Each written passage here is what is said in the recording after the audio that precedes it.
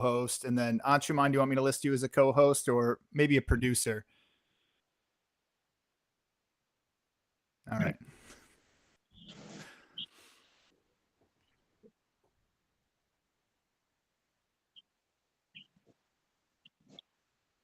On you, Phil. Hey, everybody. Welcome. This is Philly P. That P stands for Peoria. We've got a great guest for you today. Welcome to our new Peoria Punk Rock Revival podcast. We've got Joe Brem and Rat Scabbiess. Yeah, I said that right. Rat Scabbiess. Get that. Yep. These guys are doing some incredible work in Central Illinois, particularly around punk, anarchy, helping disenfranchised youth get access to great friggin' music. See, and I didn't say an F-bomb there, so I'm proud of myself.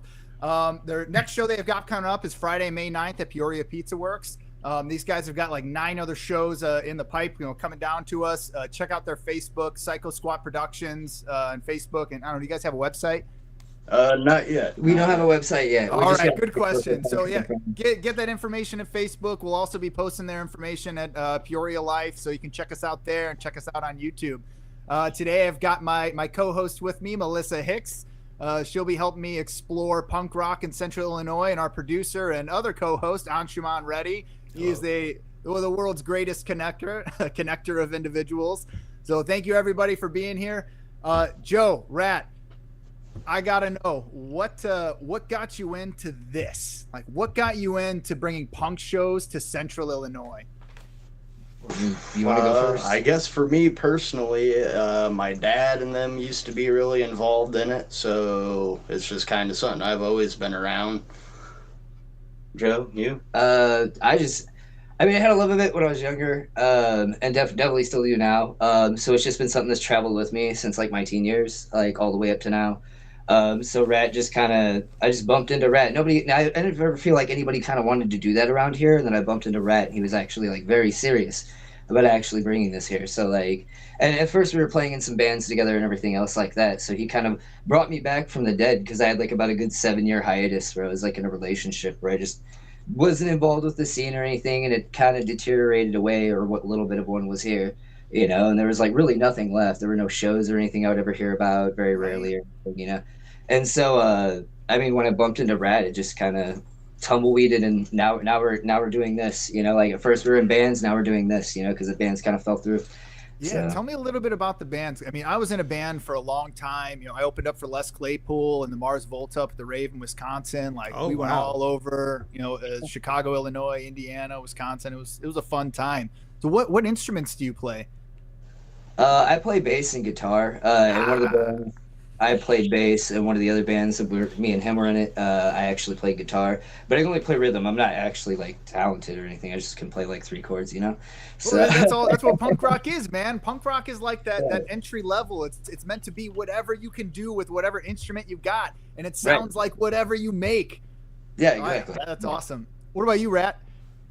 For me, I've played in mostly punk bands, a little bit in the stoner doom world as well. But I played in a punk band for a while, like 10 years ago in this area for a little bit, and then I kind of bounced around for a little bit in Chicago, Houston, and Dallas, and came back here and decided to try to put shows on again. Dude, that's awesome. And Melissa, it looked like there was something you were looking to ask. Well, I kind of want to know something I found really interesting when I met you guys was just the age range of people that are interested in these shows and coming to these shows. It seems like, people are excited about it. Is there anything else punk going on in Peoria, or is this what you know about? There is to an extent. Yeah. A lot of people have started kind of picking it up now. I had a fest last year with like 20 some odd bands in Bloomington that went pretty well. So this year was just more so about trying to get more going in Peoria rather than like over in a market that was kind of already, pretty full of bands, if you will. Yeah. Of course, obviously, the flip side to that is we don't have a venue with 2 stages around here, so that was unfortunate to lose the night shop out there, because that was kind of a nice to have. So that was a shot to the community for sure. Oh, that's a bummer. Yeah, I was out in that area for a while and I was working with a guy named Joe who had a facility, but I think he actually just closed it down not long ago. Yeah, But it he seems was like all over. it seems like a lot of them, unfortunately, especially after COVID, just did not really come back. You had the Monarch in Peoria, which had a lot of bigger bands that's gone under a couple of times and changed hands. Yeah. Pretty much anywhere that's ever touched music around here seems to have an issue after a while outside of Pizza Works, and thankfully they're still around to let us do our thing. Right? I'd say other than like, summer camp, but like even they've had their issues. I don't even think it's summer camp anymore. It's a totally different festival now. Yeah, now they're, from what I understand this year, everything they're doing, all their shows are like at the Seth Hughes Center stage or something. They're not even at the campgrounds. That's what I heard, yeah. The campground was like the whole best part of it. Like you just see all these amazing people and all their get-ups and clothing and Yeah, dude. I saw a lot of people that were complaining because it looks like it's mostly going to be now you have to get a hotel kind of in proximity and blah blah blah. So it's not really that much of a camping fest this year. Well, the I thing think I is, have friends in town who go every year, and they said they're not even going to buy a ticket because that's what they go there to camp and have a festival experience, and Oh yeah, they don't want to pay a whole bunch of money to go watch some folks down at the riverfront. It's not the same kind of deal. yeah. So I got a question, but it's more of a selfish question because like I'm a big like music nerd, especially equipment. What kind of guitar do you play? Joe. I have an Ibanez, like a 4-string Ibanez bass. It's like half scale because I play on smaller instruments. I'm a small person. Me too. Then I've got my current guitar is a Mitchell. It's a ukulele company, but they make like really Yeah. No, half my size. best Actually, friend, his first guitar was a Mitchell. That thing was great. No, it's a really nice guitar. Hold up, I'm gonna pull it out here. Actually, so this is the current one I've got. The current 6-string I've got that I use. I haven't put any stickers on it yet. Beautiful Les Paul style, 2 humbuckers. It's like Yep. just volume and a tone. Beautiful. Oh, So- thanks for sharing that. I was just curious. No, you're good. That's what I was currently playing in the last band me and him played in. That's the guitar I was using. But I guess I just don't think about that because, like, I'm making 3-chord music that's intentionally supposed to sound like rough. So, like, I'm not going to care too much about, like, what the instrument is. Yeah, and that's a great point. Like, I think back to like for me the band that got me really into music that just connected me was Nirvana. Like the first time I heard Nevermind and then everything beyond on the Nevermind album just took me for an absolute ride. First song I ever learned on bass was Nevermind, and then eventually picked up a guitar. So who was that for you? Oh damn. Man. I know you thought it was gonna be easy. No, the thing with me is people always be like, "What's your favorite band?" But there's so many freaking bands I get into. It's hard for me to say that I have like a favorite one. I can It's just go who- on favorites. Who For was me, the first that comes to mind that inspired you? Rudimentary Peni for me. So for me, it would probably be Blitz. Like I really fell in love with Blitz. It was like one of the first big underground punk rock bands I fell in love with was Blitz. If you're familiar with that band, they did the album Voice of a Generation. Warriors It's is one of my favorite songs. Dude. Yeah, That yeah. song is fucking. Or 82 group, basically UK 82 group or the UK 82 inspired group. So, Uh, one of my favorite punk rock bands, I know this is going to sound a little bit eclectic, especially coming to you gentlemen, is Zen Arcade by Husker Du.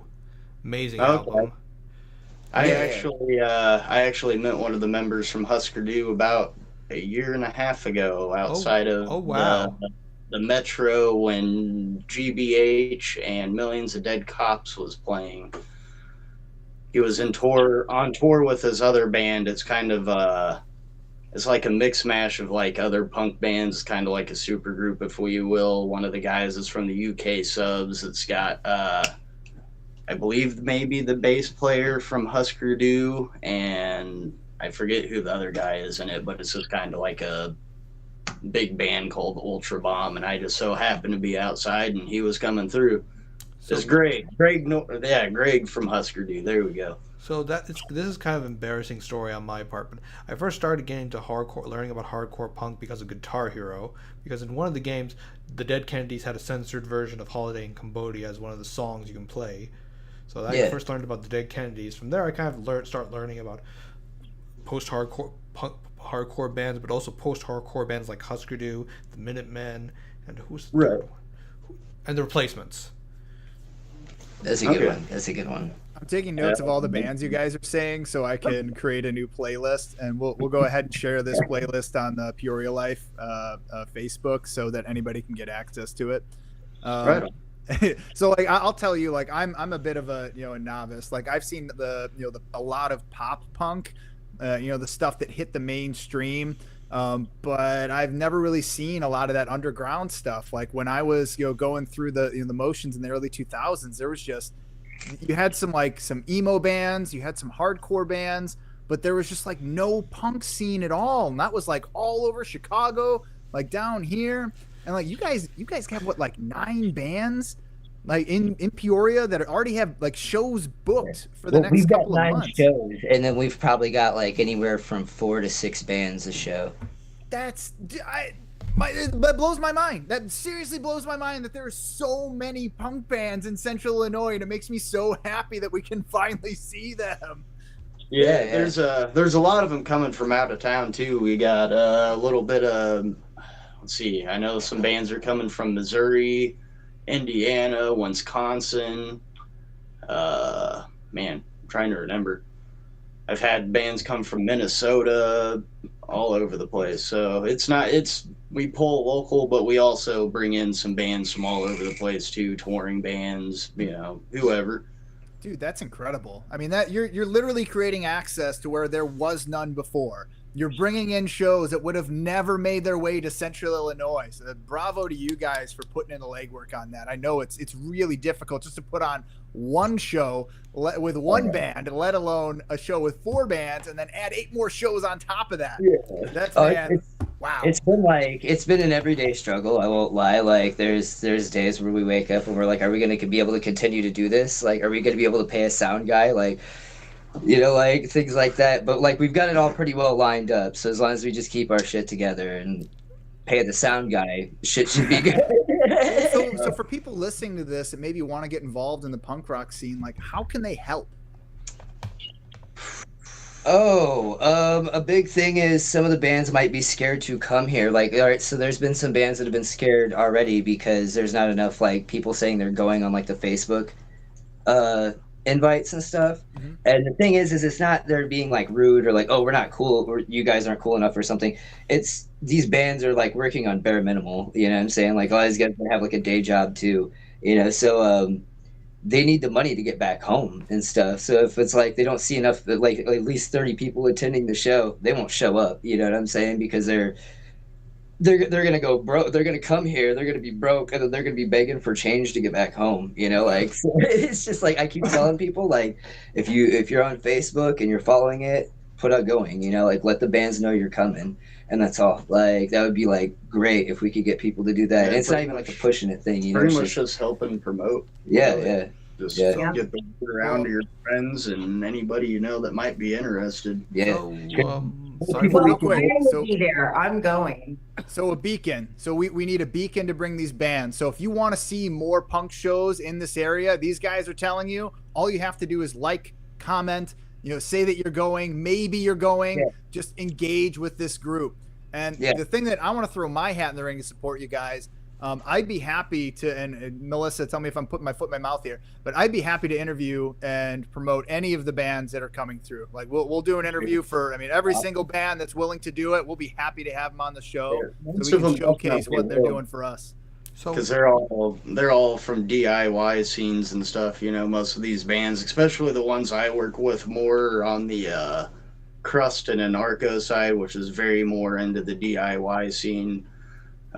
So a lot of these guys are working with bare to nothing. Some of these kids, they don't have jobs, they don't have homes, so they're just basically playing music or whatever and play a show almost every single day or whatever. So Well, dude, yeah, we're behind you, man. Like I was a musician. I tried to make it professionally, and I found out just how insanely difficult it is unless you have a lot of money or you're really well connected. Oh, yeah. Things are tough, man. Like it's tough, and even when you do get the gigs, like you're not really walking away with a huge sum of money unless you're able to create, a big draw. If you can Right. sell, 1,000 tickets at $20 a pop, that's a great draw. You're gonna have a great time.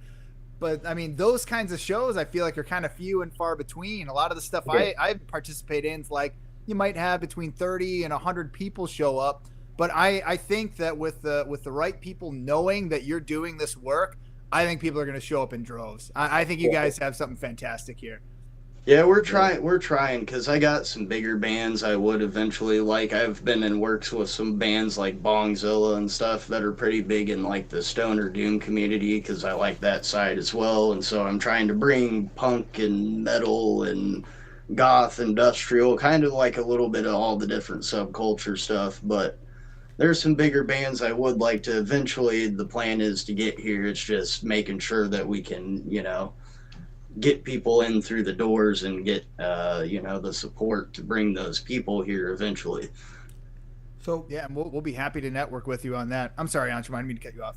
So one thing I've heard recently coming up on social media, something called PFR promotions. I don't know if you gents are associated with that or. Yeah, that's actually the first one I started. I used to actually be like the head of that one. I worked with those guys. We split off, kind of going in a little bit different directions with ideas, which there's no hard feelings there. Everything's cool between us. We still go to each other's shows and all that. But Okay. yeah, I've actually got close connections with them. The guy that used to play drums in my band, still my roommate. He's one of the head guys behind that now. So yeah, Good to we have still all live together and hang out together and whatnot. Oh, okay. Just making sure. I wasn't sure if you were the head of that or what was going on and stuff. But I actually did book a lot. So like half of the shows, 50-50 what they got are actually ones I put together whilst under that one before I started doing my own. And then some of their shows are ones they've also put together. So it's a collaboration thing at the end of the day, really. So I've got a question. If I'm somebody that's new to the punk rock scene, and who do you think would be a good band or maybe just a good first song to engage with if I'm new to the scene? That's actually a good question. Can I toss one out? Please. And I didn't find it until so late, but I am in love with Nelly the Elephant, man. So have you know Nelly the Elephant? And it's way old school. And apparently, like, British folks will fight about it. If you play Nelly the Elephant, they'll tear up the bar. And it's all about this elephant that, like, breaks away from the circus and, like, fuck gosh darn everybody. You were the one. It wasn't me. So fun. And it's like this it's like a little kid's story, but it's also, and they sing a little bit too. It's got all the weird punk things and it breaks some rules, and I like it.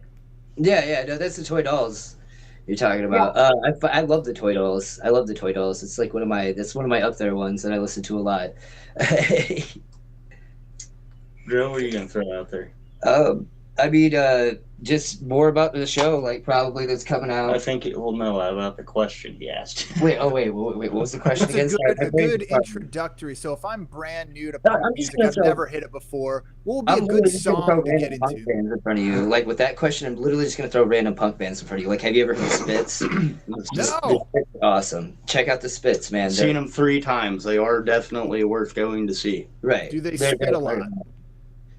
Major Accident's one that I really like. I just actually ordered a Major Accident back patch. I'm excited it's coming in the mail. But they're like an old Clockwork punk band from like the 82 era.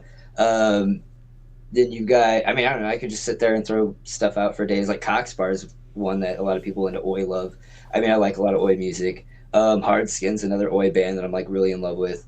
The Last Resort's great. Everybody knows the Addicts. I mean, yeah, I don't know. I mean, I can go on for a few minutes. There you go, bud. No, that's awesome. Thank you for that. I think it's important that we try to find a variety of different punk artists that people can engage with, because it's like, it seems like it's really simple, but like it's so vast and different. It's just such a huge spectrum. But man, it can be really powerful when you find that one that really connects with you. And the next question I have is about the upcoming shows, because like I'm not going to ask you to pick a favorite, because I think that's a bad question. But what I do want to know is there a band that you are most excited for that's coming to Central Illinois? Oh man, It's hard to say. That's what that's a I different. know, right?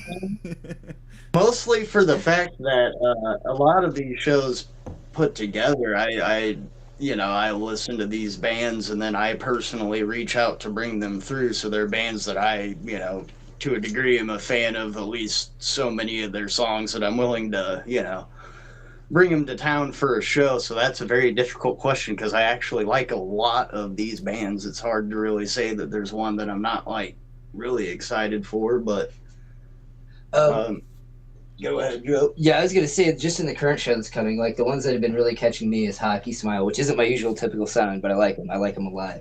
And then the Tragedies of that, I had actually listened to a little bit of their stuff on YouTube, and I was actually very, very interested.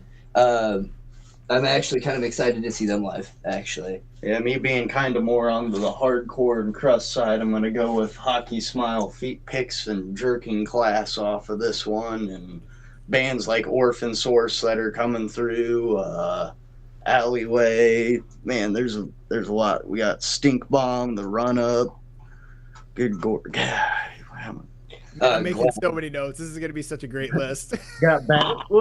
we got Bad Decisions coming from Wisconsin. We got Death Warrant, Flowerings from Chicago area. Got Dumbed Down playing a couple shows from the Urbana Champaign scene. Last Great Riot, another Chicago band. Anti Everything, another band from Wisconsin. That's such a great name. Tire Fire from Chicago. I know they said they're bringing at least like 10 people down with them. Tapeworm, also from the Champaign Urbana scene. Let's see. Bad Decisions, really good friends of mine from Wisconsin. Great people. Same with Disinfect. And yeah, there's a lot of great bands coming through. Then obviously the locals, False Negative, The Cliche, Potentia. Let's see. Trying to go through all of them. Yeah. Oh, Brandon Cattle and the Branding Irons. Got to remember him too. So I want to kind of, one of the things that we had talked about, and that maybe we should just talk about, is there have been certain punk bands that are associated with some topics and ideals that probably don't have place in our society at the current moment. Back in the day, sometimes that was a skinhead thing, or yeah. You don't see too much of that. And I know that you guys are taking pains to like not be a part of that. I guess if people were hesitant or had that worry, how would you reassure them that this is a fortunately wholesome anarchistic environment? Fortunately, around here, especially, we haven't really had that issue. I didn't really have any of those issues, even in the bigger scenes. I've heard about it a little bit still on like the East and West Coast and some of these bigger places like New York or, somewhere out in California, you might still have a bigger issue with that. But around here, that whole like skinhead things pretty much died. Nobody really goes by the whole lace code thing anymore. A lot of those old things have kind of just like fallen apart because the most people in the skinhead subculture now are usually like anti-fascist skinheads, which is kind of where it starts from, but yeah. I mean, because I when I think of a skinhead, I think of like the traditional, back in the day, you had your skinhead neo-Nazis, or like, what was the term they used to use? Straight edge. Okay, so it stems from shorts. Yeah. Well, 1969 would be the specific year, because it actually evolved out of Teddy Boys, which was kind of like England's version of like greasers. In other words, they're very like rough edged, lower working class. It's where the term rude boy comes from because they would wear suits a lot and go to the club. So like, but they were poor. You know what I'm saying? So like, that's where the term rude boy came from. Is someone that dressed out of their class. So basically, the first skinheads evolved from that, and they rallied around like reggae and ska music. Oh, I've heard of them. Did Yeah. not know that. It actually Although, started from an immigration of like Jamaicans into England, and basically that music coming into like the lower working classes and people just kind of creating like a unity culture around it. Nazi skinheads did not come around till like '82, and this starts with the band Screwdriver, which in 1977 they were a punk band, and then they started picking up the skinhead like oi sound around the '80s, and then by '82. He'd started reading Oswald or the British Fascist or something like that, and some people passed him like fascist rhetoric, and he made some statement that there weren't like very many like blacks and other people like in the culture anymore. It was strictly white, and some crap about like pride and heritage and shit, and that's why you've got the Nazi skinhead movement that came out in like 1982, which is like has nothing to do with the traditional skinhead movement. It's why they call them boneheads. Like, yeah, oh, That's good. yeah, I mean, I think a lot of people see it from like you see American History X with Edward Norton, and they had kind of a punk scene there, and Nazi skinheads involved in the punk scene. So I think it was kind of maybe popularized in culture through that. But it's really cool to hear the history behind that because it was completely different from what I was expecting. yeah, So yeah. I'm curious a little bit more about the punk culture, but I don't know what to ask. Melissa, I need your help. Help me explore punk culture. And I just remember, so for me, I'm never one who's really big on listening to recorded punk. If I'm going to listen to music at home, it's probably going to be a more melodic genre with some exceptions, but it's the actual live scene and energy of a punk show is so different. People bouncing off each other, people just having like really the concept of anarchy is something I want to talk about, and being free and the freedom to express yourself, and I don't know, maybe mosh and have a little bit of a pit. What's that like today? Is that kind of the same thing? Is it tamer? Is it It depends on the crowd that's like organizing the shows. Like there's some shows where people are like crowd killing like young ass kids. But like we're trying to avoid that happening in our stuff.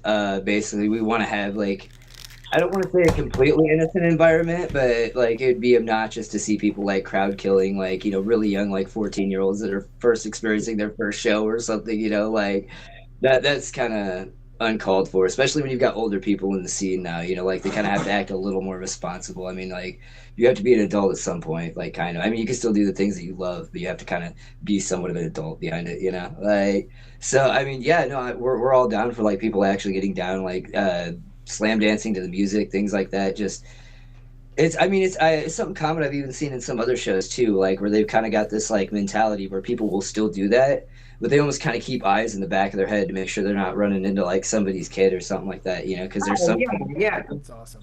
literally have their kids with them because their kids like the music, you know what I'm saying, and like their parents play in the freaking band, like so yeah. It's evolved a little bit. It's not like in the 80s or something where it was just teenagers and just young people, like it's evolved a little bit. It's been around for some time, so you have some like far older people involved with the subculture. Well, and we've evolved too. I think that we found a lot of ways to still have fun while keeping our eyes out on each other and supporting each other better than we did back in the day. Yeah. No, for sure. I went to a Zach Wild concert, and like it was a fun show. Like he was just ripping up. He had these old vintage Celestion 30s and these old cabs, and he was playing his Gibson Les Paul, and man, with those 12 strings on it, man, it sounded so silly. He was doing this 20-minute guitar solo, and everybody goes down into the mosh pit, and I'm like, I mean, I gotta get into the mosh pit at a Zach Wild concert. Like, who doesn't want to get in that? So I run down there and like just start moshing, and then I almost immediately got just knocked down to the floor, and this like 5'0", the most jacked dude I've ever seen, just like catches me and just one arms me back up onto my feet. And I was like, is this guy a cop or something? What the heck just happened to me? Turns out he was security. he was plainclothes security, just hanging out in the mosh pit, just making sure if anything crazy happened that he could help. And I wound up like this one guy, he like something with a bottle and he broke the bottle. And then I got blood on my shirt. Like it was crazy. But anyways, I digress. That's my one mosh pit story I have. I love a mosh pit though. That is my favorite part. Is you bang into everybody and the 5 strangers who will reach down to just scoop you up, because just because we're fighting doesn't mean we're not good people. And we're not fighting. We're playing. You know. I didn't get a concussion, so I was happy. I got my mosh pit experience, a little bit of DNA from someone, and I got out. But I'm curious from you guys. Like, is there, over the years, it sounds like you guys seen a lot of bands and you've been to a lot of live shows. Is there any show that just sticks out in your mind? Got General Bastard. That was pretty cool when I was younger. I saw him at the old Brass Rail before it shut down, General Bastard. I also saw the Murder Junkies for about all of 3 seconds before some kid jumped up and like punched the singer that was trying to be Gigi Allen in the face.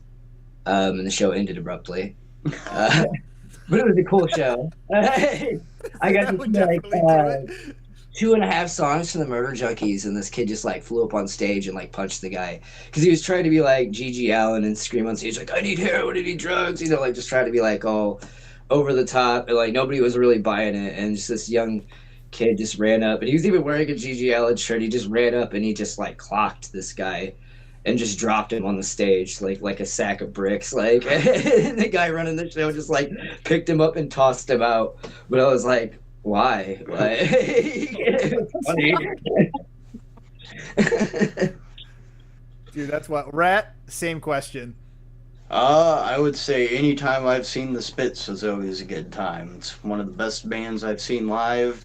Conflict has always been good. I don't know. I've seen a lot of good bands. You know what band I saw live? This is probably like one of the last bands I've seen. Like, it was back in 2015. D Antwoord from South Africa. They crushed it in their live show, like from beginning to end, just absolutely crushed it. It was just 2.5 hours of awesomeness.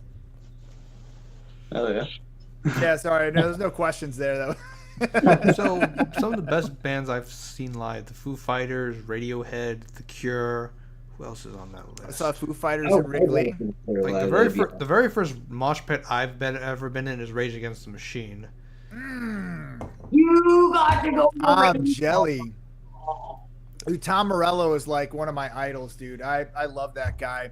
Ever since I heard him, he used to go on Loveline with Dr. Drew Pinsky, because he has like I don't know if he has a degree in psychology or something from Harvard or Yale, but like he's just legit. Like, it was crazy, like the advice that he was offering. And he also has the best line in that show, and one of the best lines in radio history. I'll let that. Things got a little bit crazy at that Rage Against the Machine performance, like to the point where I think some people were injured. They had to get an ambulance, and like Zach De La Rocha actually told the crowd to actually calm down, or kept pulling the plug. So what else? So what else what was another? I got to see. Well, they're not punk anymore. Well, sort of. I got to see New Order. They were good also. Who else?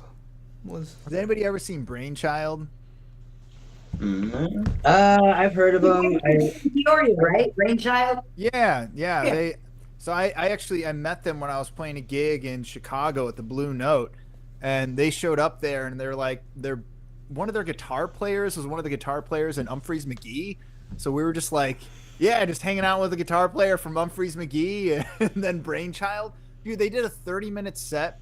They played one song, all instrumental, and just brought down the house. Like, it just had so much energy in it. It was incredible. And I saw them they were on the headline at summer camp, but I wasn't able to go that year, and I haven't seen any shows from them since.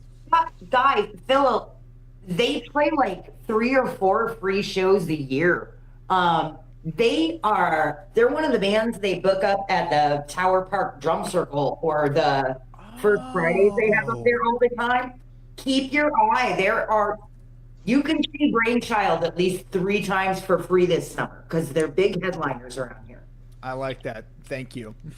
Yeah.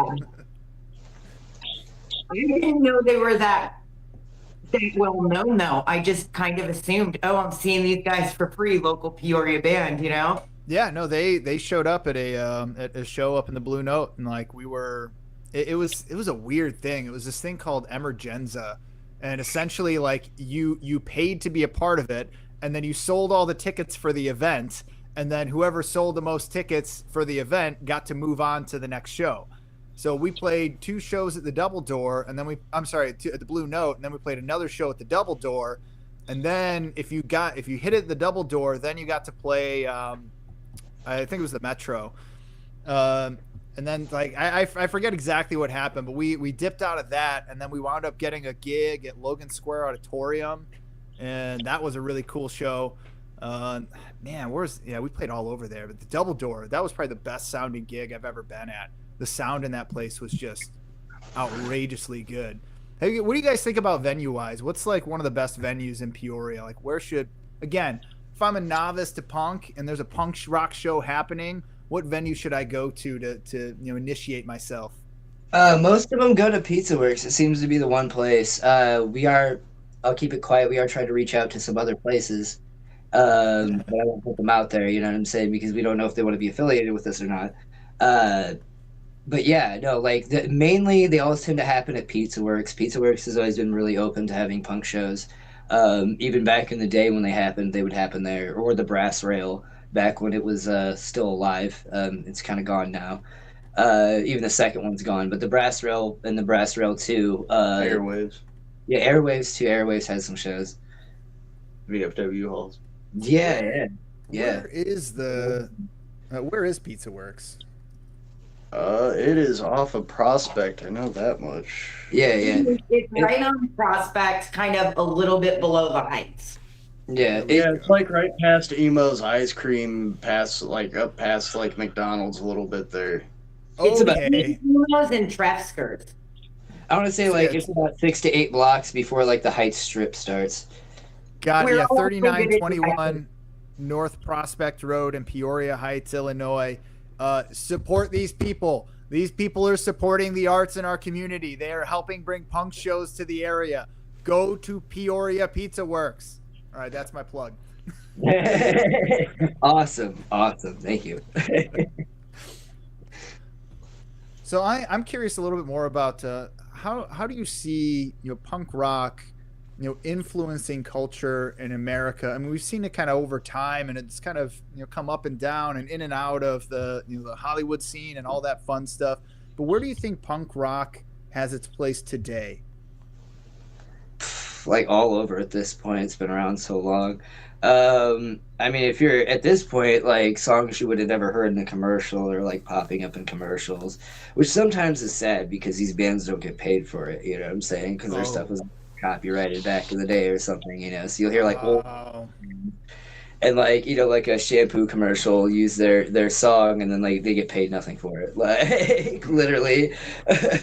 Well, I guess what I'm asking more is like we're in a time of turmoil, volatility in our country, and how do you see, like, I kind of see punk rock as like outside of the anarchy and the fun and all that, it's not even an escape. It's something different. Like it adds this intangible value, and I'm trying to find the words to describe it so that people might be able to more easily connect with the punk rock message.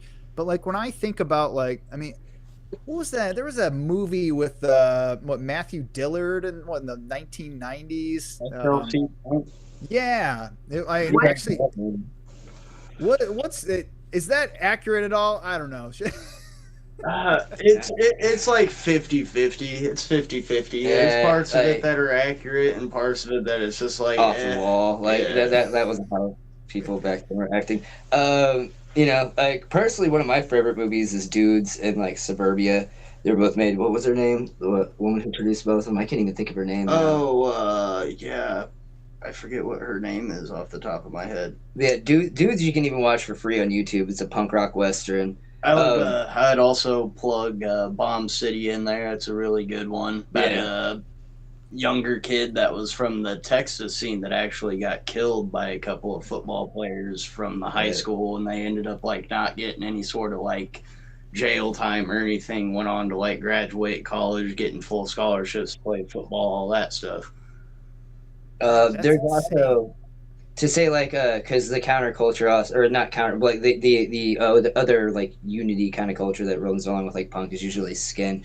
We talked about that earlier. A good movie on anti-fascist skinheads is This Is England. That's actually a really good one.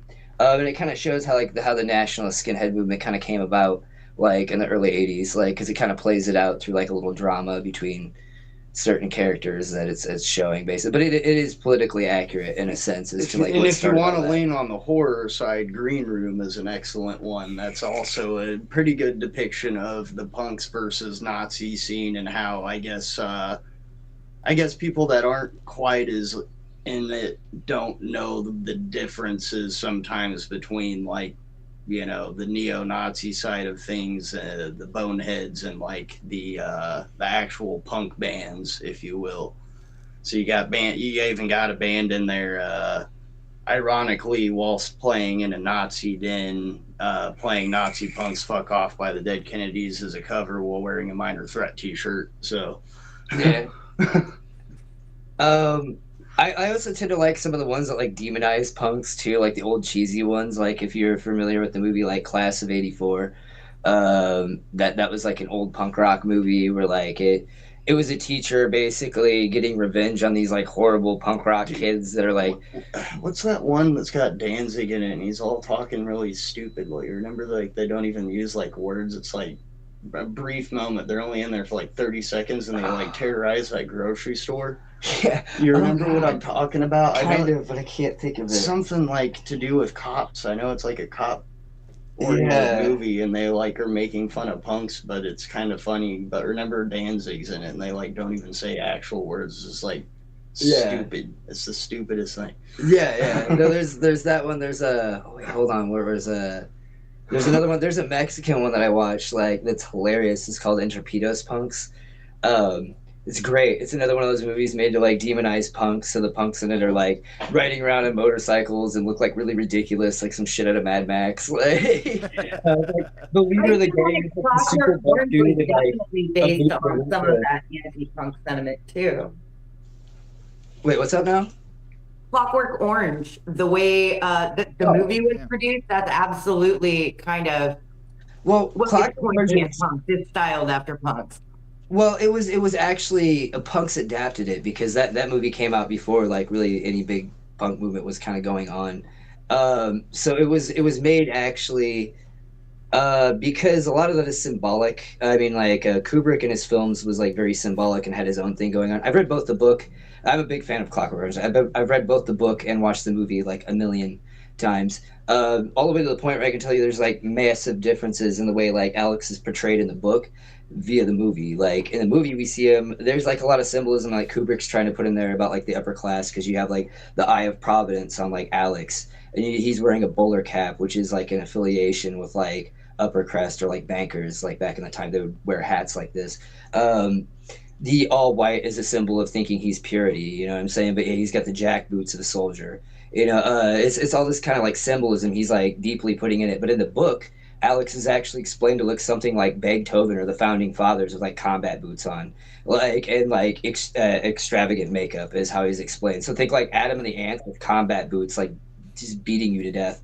Like, and that's kind of how he's explained in the book versus like the movie. Like, Well, I've got a few more questions just around culture, and it really focuses in on anti-fascism, and like when you look at fascism and fascist regimes when they begin to take hold, you often see art, you see street art, you see paintings, you see written works, and it just kind of it floods the zone, so to speak.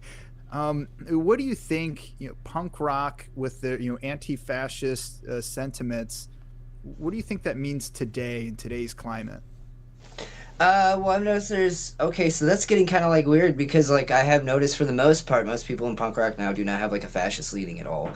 But I have like bumped off of some like weird people from like off in the coast. Like when I jump on Omegle because they brought it back out and a Umeagle or Umeagle now, or so it's Oh, spelled. really? I didn't realize that. I might have to go So check I've that out been again. jumping back on that with like the tag punk, and I'll run into different people, from like around the United States, and I bet like just a random couple where I'm like, like because it's common for people to flirt with edgy symbols in punk rock, like Totenkopfs and stuff. But you got to be really careful because like some people doing that actually like legitimately are like fascist.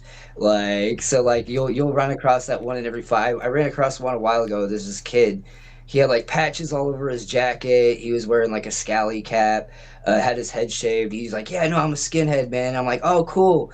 Like I'm thinking he's an anti-fascist skinhead because you don't see a lot of boneheads around anymore. And he's like, yeah, I've been listening to Warfare 88. And I just kind of paused and I'm like, wait, what did you just say? Because anything with the tag 88 after it is usually Yeah. represents the eighth letter in the alphabet, HH, Hail Hitler. This is like a big key tag, like a lot of fascist bands use. They'll be like, like Warfare 88 or Gestapo 88, or they'll say, something along the lines. You can almost just guess the names. I'm pretty sure those two names I threw out, I even know fascist rock, but I'm pretty sure there's some idiot out there that named their freaking band that. So I mean, they're not too hard to peg, but like as soon as like he's like I'm a fascist, I was like, well, you're too far away to punch, so next. Yeah, I remember like when back in 2016 during the first campaigning, I was on Facebook and I kept seeing these things getting shared, and it was 1488. It was the 14 slogan that they use, or 14 word slogan that they Yeah, had, and yeah. of course the 88. And like I was just seeing all this propaganda. It was coming from politicians, and then it would be up for 24 hours and then it would disappear. Then it would come up for 24 hours and then it would disappear. And Yeah, it was just crazy to me to see like these people just feeling so comfortable being, Wisconsin. yeah, Yeah. just like leaning into fascism and neo-Nazism, white supremacy, racism, misogyny. And I feel like it's only amplified over the last 9 years since we started seeing this kind of sane washing of Yeah. what I would describe as white supremacy, which is very closely tied with many fascist regimes. Yeah, no, so the thing with fascism is that it's really it's a very weird subject, and it was kind of hard to like peg because a lot of people would just say, well, government control is fascism or racism is fascism, but it gets even more terrifying than that because like if you look at the birth of fascism, it came out of Italy, and Ilan Gente, who is the writer that influenced Mussolini, basically, in other words. And so it didn't start out as a eugenic view until this hit around like Germany, and then like Hitler kind of had like the eugenic like anti-Semitic view that he intertwined into it. But either way, it's always dangerous because it's a us versus them mentality, other than like an us versus current situation mentality, which more leftist ideas tend to hold. So that's what's dangerous about it. Is it's always pitting you. Doesn't matter whether it's like on a level of eugenics or on a level of like hate them because they're liberal, or it's always pitting you at one side of society to get you to like demonize and fight that entire side of society and like segregate it and then like eradicate it. Like, and that's kind of like the danger of like fascism, is because it can rear its face in like so many different ways, and it doesn't have to be textbook like what we saw in Nazi Germany in the 30s. It's a political system, you know what I'm saying? So I mean, even right now in Italy, you have people that are like Mussolini sympathizers, and they're actually trying to like advocate like a whole new form of, they don't call it that, but that's basically what it is it's Italian fascism, like a rebirth of Italian fascism. So Yeah. this is kind of exploding everywhere, and it's getting really terrifying, honestly. It honestly is.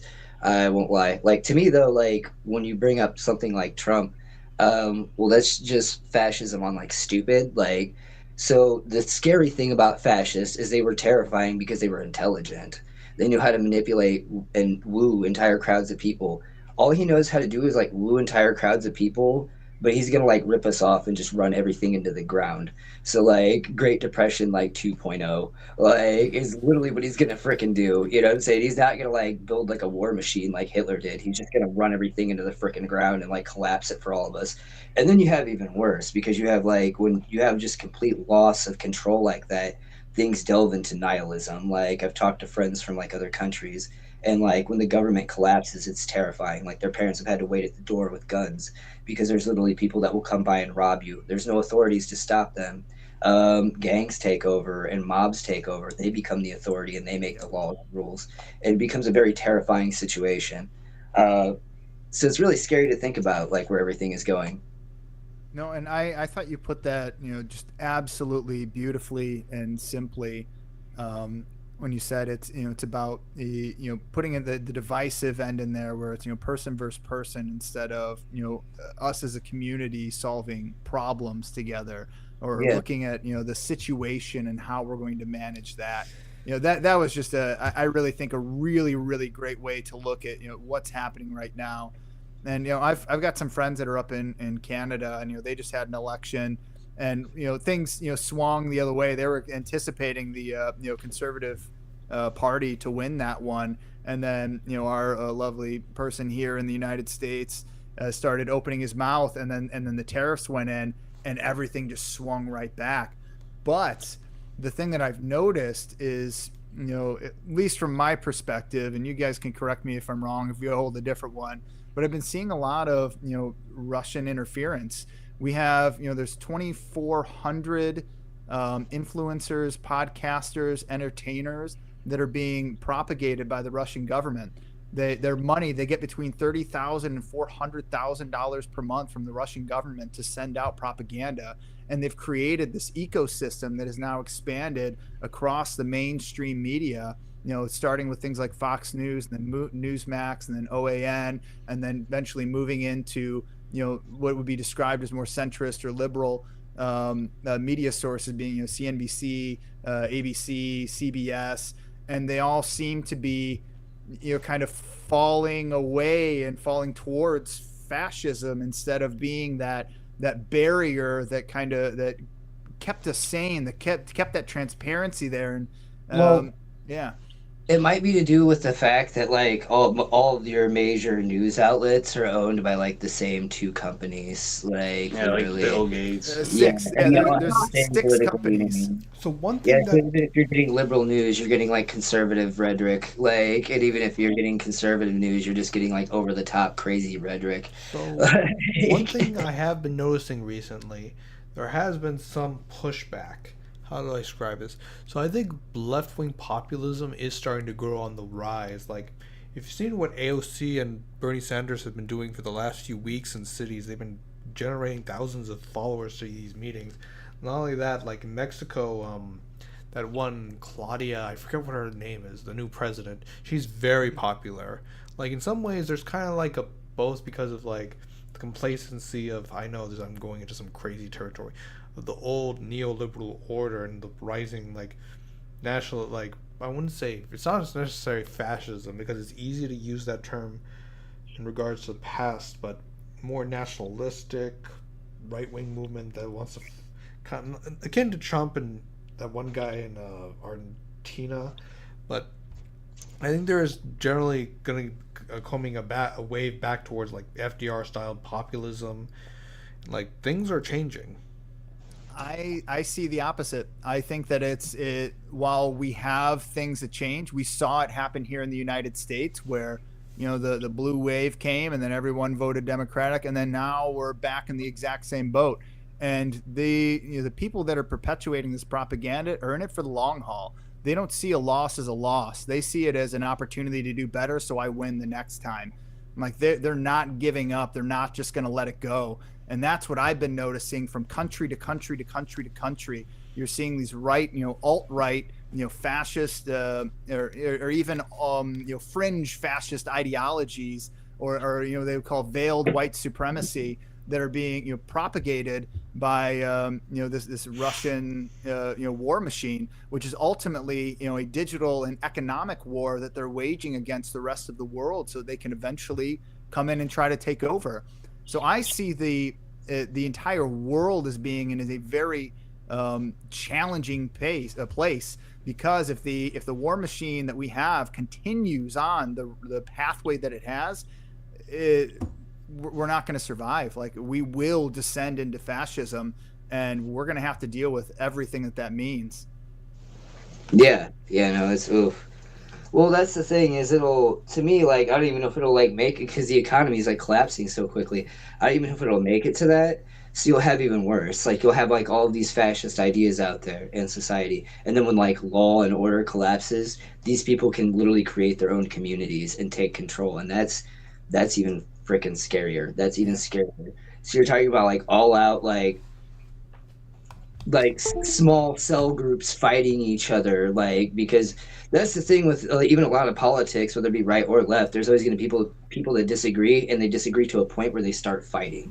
Like in this, even like fascist parties have done this. They'll start fighting. Oh, well, you don't hate black people enough, so now we got to hate you, like that kind of stuff. So even amongst their own, they won't get along. So this is just, you're talking like utter complete nihilism and chaos, like a fall into like literal chaos, which is scary. That's like actually like really scary.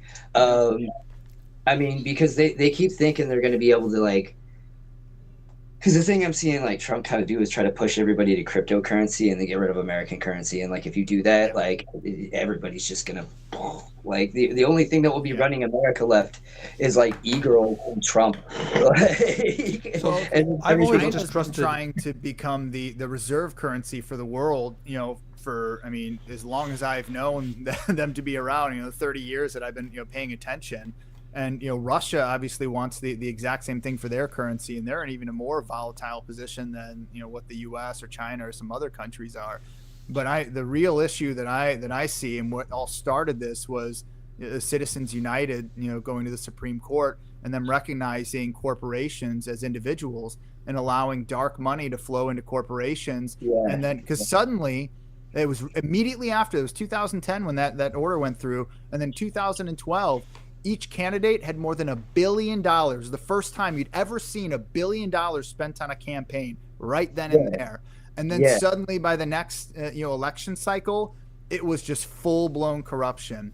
And you see, and what I've noticed is, the people that we would typically describe as left or Democratic have really turned into this centrist, or what I call Republican light, and they're all servicing the same people. They're all servicing the corporations that fund their campaigns, except for your fringe group inside of the Democratic Party, which would be your Bernie Sanders, AOC, Tlaib, I forget her name, from Michigan. Rashida Tlaib. Those three individuals seem to be the outliers, like the only real Democrats that I see doing, like putting boots on the ground, doing the work. Melissa. So, one thing I see it. I do think Bernie Sanders does a lot of work before he quits every time. But I think most Americans are turned off by both of them. I think most Americans don't want Trump. I think most Americans don't want AOC either. And I could be agreeing with either of them. I think that's great. But they've put it into this place where everything is a dichotomy. You're right or you're wrong. You're Republican, you're Democrat. There can only be one. You know what I wanted? I wanted to vote for Bernie Sanders just one time ever. I just wanted the opportunity to vote for somebody who wasn't extreme or extreme. I really would. You can call it Republican light, you can call it Democrat light, but I think most people in America want a lot of those things we're fighting over as hot button topics to not even be part of the conversation. To be, I mean, I shouldn't be every single election cycle fighting over for whether I'm going to have control of my body for the next 4 years. I should be voting on where I want my taxes to go. Do I want more of it to go to schools or roads? And I have not had an option since I was an adult human being to vote for a rational person with whom I agreed on most topics. I was always given two things that I really don't want and told that of two evils. Yeah. But I also want to go back to this news cycle thing. I think it's really important as Americans that we understand that no matter where you're watching your news on TV, you're getting what they're feeding you. And we're a capitalist society. Making money is more important than anything else. And that's true for the news too. They're going to show you the things that keep you coming back. If you want to get your news, you should probably go to the BBC or Al Jazeera and see what other people, like on a world news stage, what's going on here that people actually find noteworthy. Because it's not an old man who takes care of ducks at the park. It's not, I don't know. There's just so many things that we're told we should focus on because we don't know we have other places we can look. They eradicated local journalism over the last 20 years, and they blamed the internet, but it had nothing to do with the internet. It was so they could make more money off of us and control the narrative. And like, I know people that work for the local news stations in Central Illinois, and like, if I wanted to get a news story on there, they can't. They have to go to their national affiliate and they have to ask if they can put this on there. And if they say no, they can't do it. They're just taking information from the national and sending it down to the locals now. So one thing, however, one thing that I have been seeing, however, is that there are certain online voices that are becoming credible and more actually credible than the legacy media. Like, Yeah. one news organization I follow devoutly is something called Breaking Points. Interesting facts about Unchman Reddy. I was one of the very first big donors to Breaking Points. Like, I donated a $1,000 out of my own money back when I was working as a substitute teacher to fund them. So now they're basically one of the most watched news presences on YouTube. Like, there is kind of like a pushback against the legacy media being funded by corporations, that people actually want to get the truth out there. Another good site I recommend is Drop Site, but there is some pushback. Also, in some ways, there are a lot of polls that are putting out that some people want, how you say, more like Medicare for all, fairer work practice, and like they want to bet more equity in a more equitable society. Well, yeah, you've got the bottom 50% have $3.8 trillion when you have the top 0.1% has $23 trillion at their disposal. So the wage gap is, I mean, 5 years ago, the wage gap was worse than the Great Depression. I can't even imagine what it is today. So one thing I see that the truest path is a balance between freedom and justice. I mean, I don't know if anyone here has ever read the French. Well, he didn't like being called a philosopher while he was alive. Okay, French intellectual named Albert Camus. I don't know if any of you heard of him. Yeah, I'm sure. The name sounds familiar, but I don't think I got much time to touch on him actually. But I have heard the name. Albert Camus was a colleague of Sartre, Jean-Paul Sartre. They were friends. They had a massive falling out. One of his very famous for his books, The Myth of Sisyphus and The Rebel. So one thing is that the idea of both books, one focuses on the idea of suicide, the other of murder. One thing he did note in his essay is that the truest path is that balance between freedom and justice, basically going for. I recommend because those books have basically influenced how I look at the world. So I'm just to let you guys know, we're gonna have to close the interview because we have gone over an hour. Okay, no, you're good. You're good. We're getting into some really good stuff.